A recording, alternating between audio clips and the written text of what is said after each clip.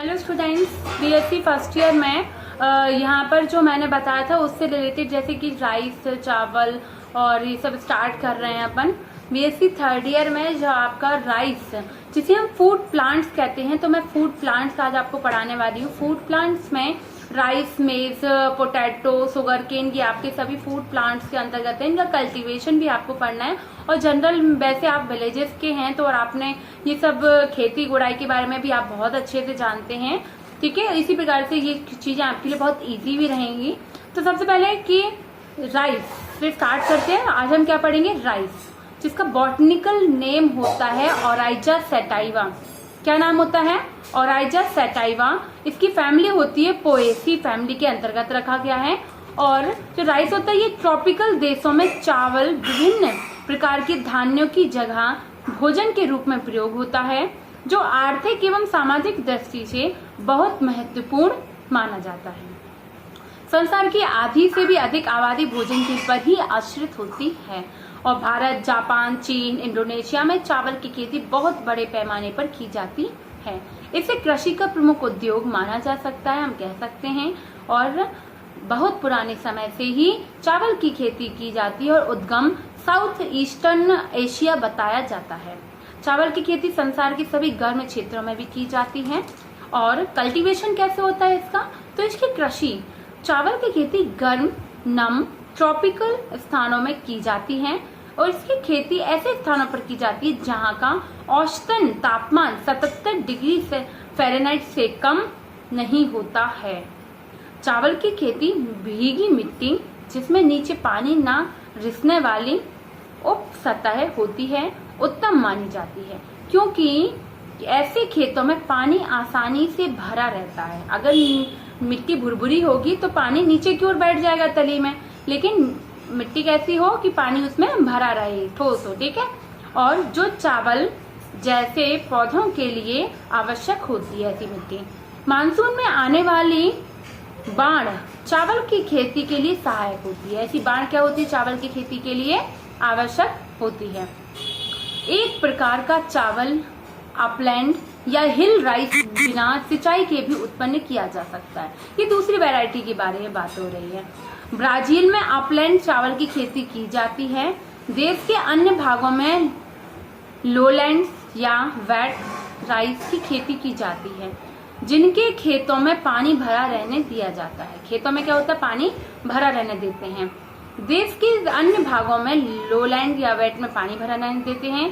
खेतों में चावल की खेती टेरफेज बनाकर की जाती है, जिसमें खेतों में पानी अधिक समय तक भरा रहता है और पौधों को प्राप्त होता रहता है। पानी भरे खेतों की हल द्वारा जुताई की जाती है तथा पौधों का प्रत्यारोपण, क्योंकि क्या करते हैं, जिसको हम ट्रांसप्लांटेशन करना बहुत जरूरी होता है, और प्रत्यारोपण जिसे कहते हैं पौध घरों से किया जाता है। इस समय पौधे 9 से 10 इंच ऊंचाई वाले हो जाते हैं। शिशु पौधों को एक रात तक पानी में डूबा रहने दिया जाता है। इसके पश्चात खेती में पानी भरा रहने दिया जाता है, खेतों में पानी, ताकि प्रत्येक पौधे को प्रचुर मात्रा में पानी मिल सके। जब फसल पकने लगती है तो खेतों से पानी निकालकर उन्हें सूखने दिया जाता है।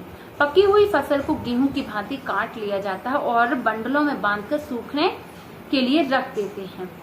और इस प्रकार प्रति वर्ष कितनी 3 से 4 चावल की फसलें प्राप्त की जा सकती हैं। हर साल में 3 से 4 फसलें हम प्राप्त कर सकते हैं। चावल के पौधों का पुष्पक्रम ढीला, शीर्षस्थ, पेनिकल होता है और जिसकी लंबाई 7.5 सेमी से 38.0 सेमी तक होती हैं। स्पाइकलेट्स अन्य अकेले ही बनती हैं, किंतु इनका 2 से 7 का समूह मिलकर क्या बनाता है? पुष्पक्रम बनाता है। मैंने आपको नहीं मैं सेकेंड ईयर में बताया, क्योंकि जो आप लोगों ने पढ़ लिया, फाइनल ईयर के हैं, स्पाइकलेट्स वगैरह फैमिली पढ़ी होगी। जब आपने पोएसी में ट्रिटिकम एस्टिवम पढ़ा होगा तो उसमें स्पाइक और स्पाइकलेट्स के बारे में पढ़ा था, तो वही की बात हो रही है।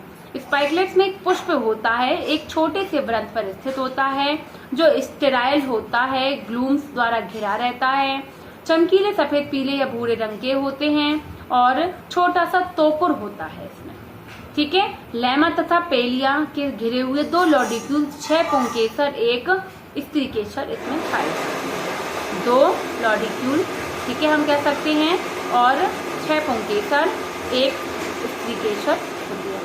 प्रत्येक स्त्रीकेसर पर 2 वर्तिका तथा 2 वर्तिकाग्र स्थित होते हैं।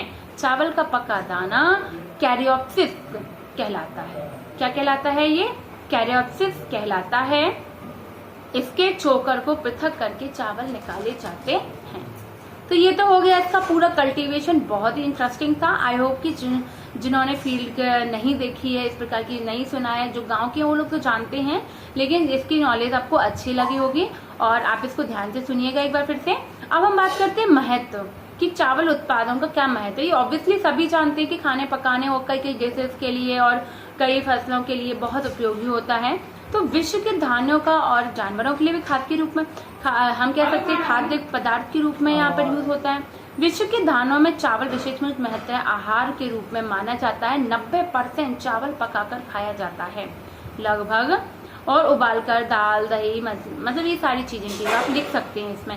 और इडली, डोसा, उपमा, इन सब में आप ये भी लिख सकते हैं। देखिए ये तो इकोनॉमिकल इम्पोर्टेंस है, ठीक है। और आटा, पेस्ट्री, मिठाई, आइसक्रीम वगैरह में भी इसका प्रयोग किया जाता है। इनको अलावा इसको भूनकर भी खा सकते हैं अपन, क्योंकि चावल से कई प्रोडक्ट बनते हैं। आप भूनकर लाइव बना सकते हैं, पोहा भी, ये सब सारी चीजें। चावल का आटा पेस्ट्री वगैरह में, मंड कपड़ों में, क्योंकि इससे बहुत स्टार्च पाया जाता है चावल, तो इसका मंड कहाँ यूज होता है? कपड़ों में, मड़ाई में होता है, ठीक है। कॉस्मेटिक उद्योग में इसका उपयोग होता है, और प्रिंटिंग में यह थिकर की भांति कपड़ा उद्योग में के लिए भी यूज होता है।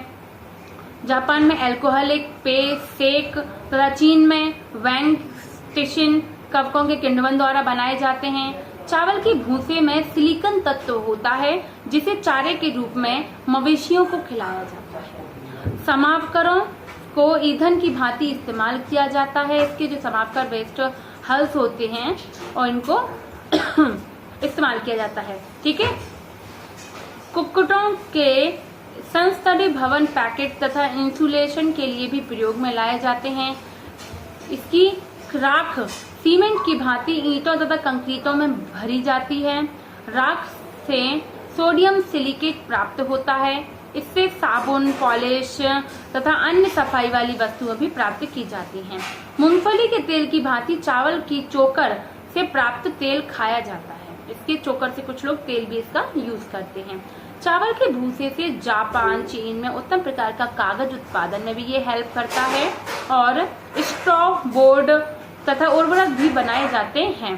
इसका प्रयोग छप्पर, टोप, चटाई, टोकरियां, रस्सियों को बनाने में भी किया जाता है। चावलों का प्रयोग प्राचीन समय से ही अनेक रीति रिवाजों तथा पूजा में किया जाता है।